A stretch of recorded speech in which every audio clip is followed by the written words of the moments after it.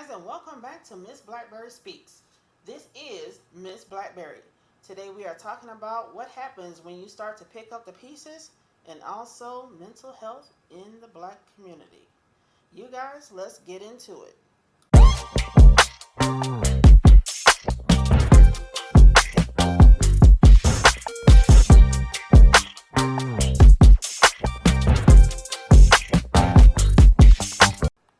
So in the last episode, you guys, I talked to you about what I did to start the healing process.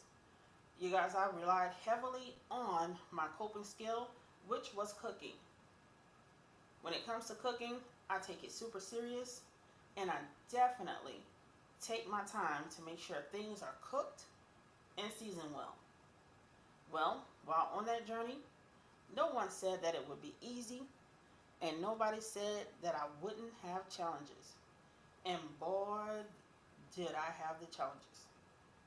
I struggled, you guys, with pricing, standing a long time while cooking, because in previous episodes, you guys, I let you know that I was on oxygen, and I was on oxygen for about a year and a half to 2 years after leaving out the hospital.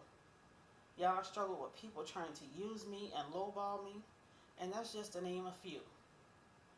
Y'all, I cooked to make ends meet, and so that I can do things with my kids while my husband was away at work.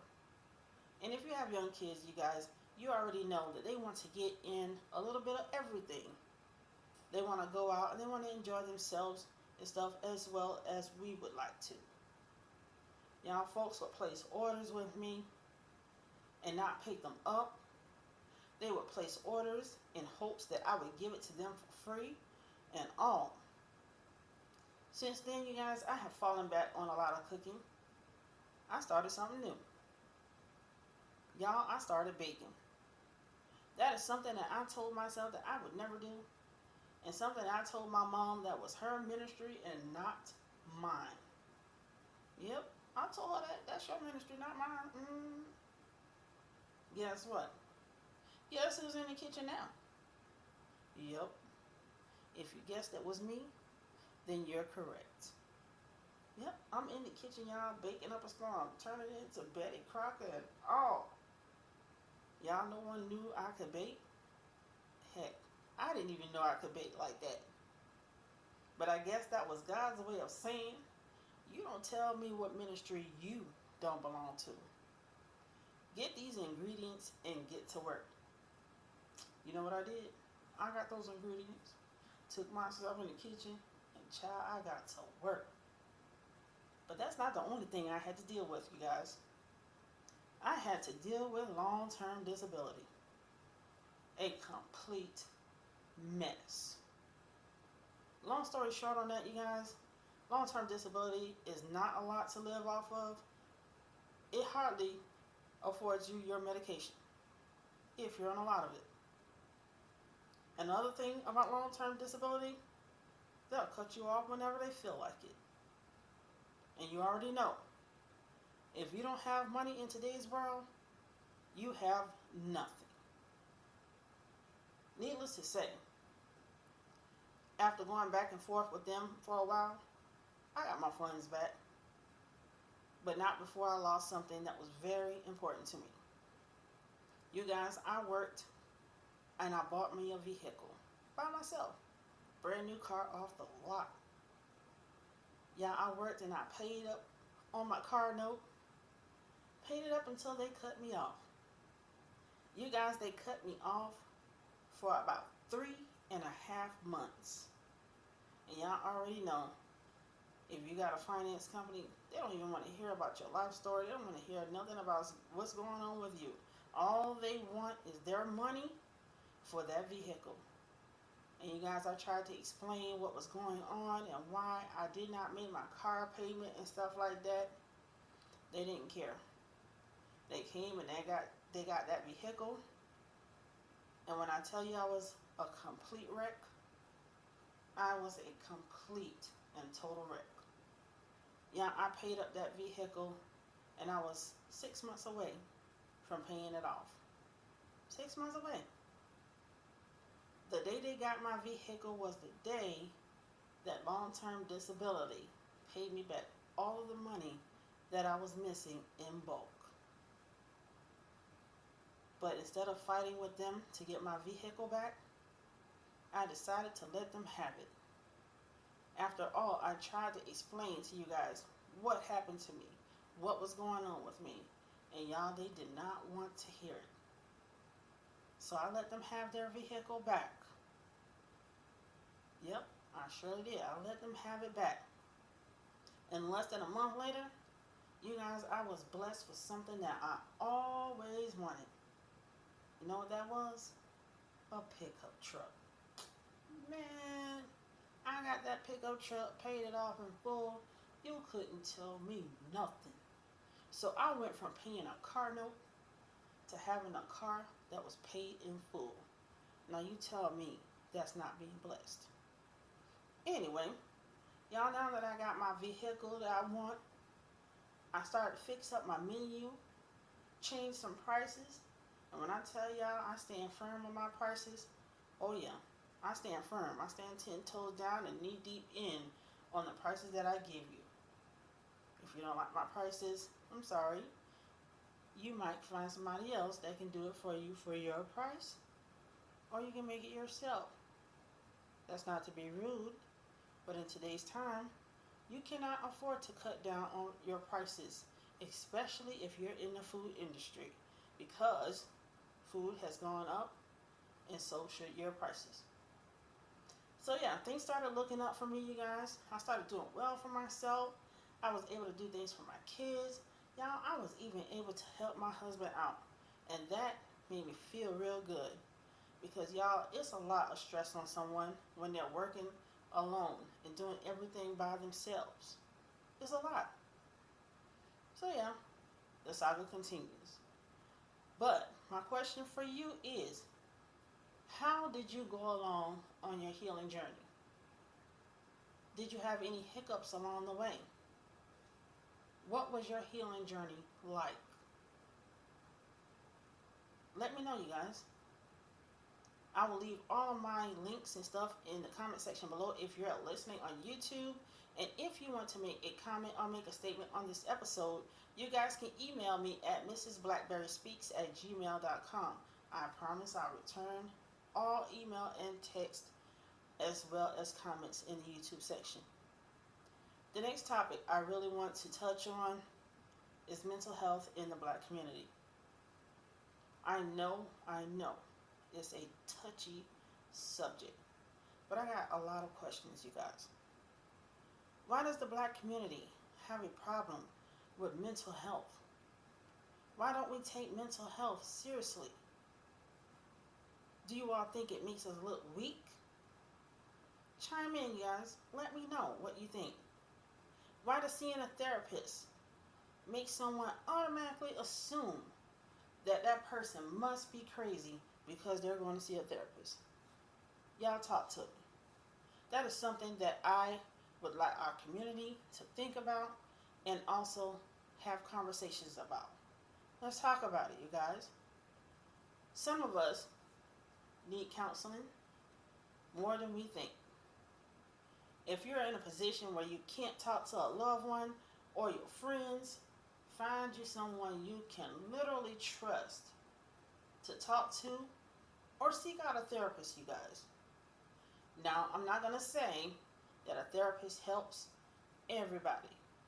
Sometimes we're not willing to open up as much as we should, and sometimes we're just too far gone. If you are experiencing feelings of depression, go see a therapist. I did. I promise you, it has helped me a lot. But when you seek out a therapist, you have to be willing to open up, express your feelings, learn how to communicate with that therapist. You and her. Talk to her as if you're talking to somebody you have known all your life, but a person without judgment.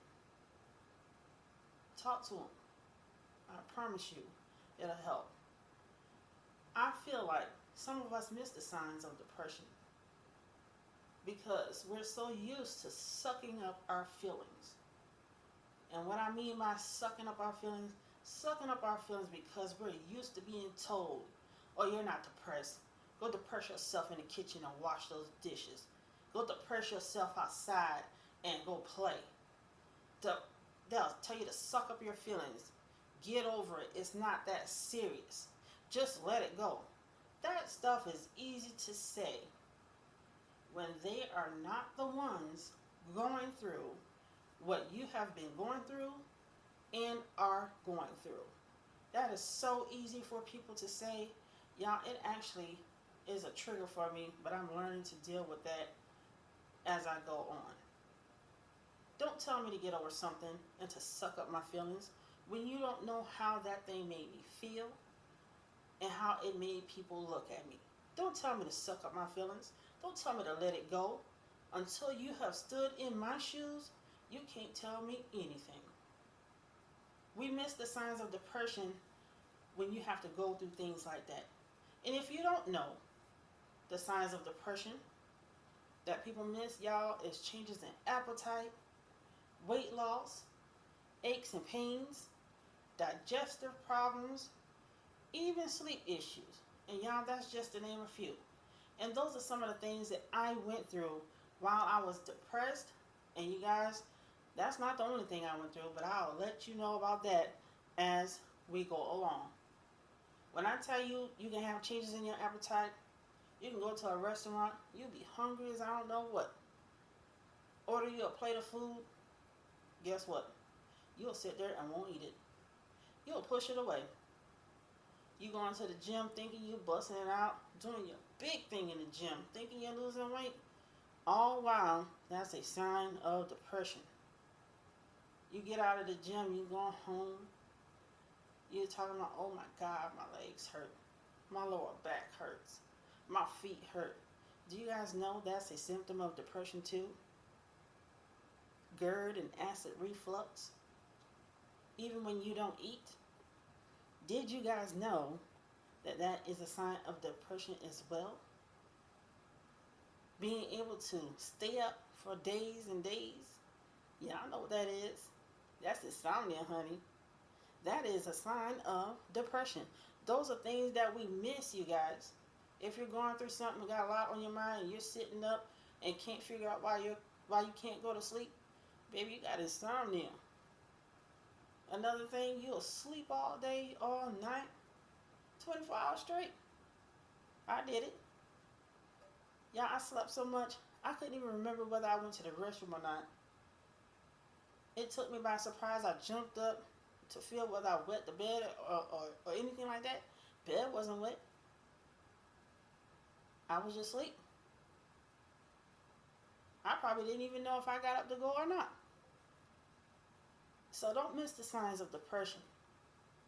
The next thing that can rear its ugly head is anxiety. Y'all, that's a whole thing by itself. Dealing with racing hearts. Pulling out of events and plans at the last minute. Always second guessing yourself. Selling yourself short. Things like that, man. That is anxiety. Always in a state of worry. Thinking about whether you're going to fail at certain things. Y'all, that's anxiety. I'm not a psychologist. These are just things that I have experienced. And to me, and in my opinion, the people that experience these things the most are creatives, people in the public eye, people pleasers, and those who have had a lot of past traumas. Listen, I'm not a Bible thumper that often, but the Bible speaks on being anxious and having anxiety. In Philippians 4, verses 6 and 7, it says, do not be anxious about anything, but in every situation by prayer and petition with thanksgiving, present your requests to God. And the peace of God, which transcends all understanding, will guard your hearts and your mind in Christ Jesus. Y'all, talk to God, you guys. Whomever do you serve, Talk to him just like I'm talking to you. Just like you talk to your parents, just like you talk to your friends. Y'all talk to God. I promise you he won't fail you. If he can bring me off a deathbed to talking to you guys on this broadcast, I promise you he can do it. I promise you can do it. God knows I've been through the ringer. From being told that I was going to die, to being told to make my last will and testament by video, to being told to give my last messages to my husband and my kids on a video. You guys, I still have that video. I'll look at it, but I won't play the sound because I can't stand the thought of myself telling my kids and my husband that I was going to leave them here alone. Y'all, that was a hard thing to do. And the last but not least, y'all, being told that you can never work again, out there in the workforce and being around other people, y'all making your own money, that took a mental toll on me. Something that I can hardly explain. But guess what? I'm coming out of this thing with my head held high, and I promise you it will not lead me back to a state of depression. Why? Because I've learned how to communicate. I've learned how to express my feelings. Y'all, I talk to a therapist, and I'm not ashamed about it. But while going through those things, you guys, I found some songs that are really important to me and has helped me and encouraged me along the way. Y'all, I would play Rich Tolbert, Never Be Defeated, non-stop. I refused to be defeated by all of these illnesses that COVID left me with. I refused to be defeated by them telling me that I would never ever be able to work again. I refuse to be defeated. You guys, another song that I love to this present day is Corinne Hawthorne, Look at God. Y'all, when I get excited, that'd be the first thing I say, girl, look at God. Yes, I love that song to pieces. And another song, you guys, that encouraged me and helped me along the way is by a local group here in South Carolina, Pastor Monica Ross and family. Y'all, when I tell y'all they are some dope singers, they are some dope singers. They sing a song that says, while I'm waiting on my change to come, I will trust God. And you guys, that was the only thing that I could do in those moments was trust God. Trust that he was going to bring me out of this thing all right. Y'all, I got some things to tell y'all about.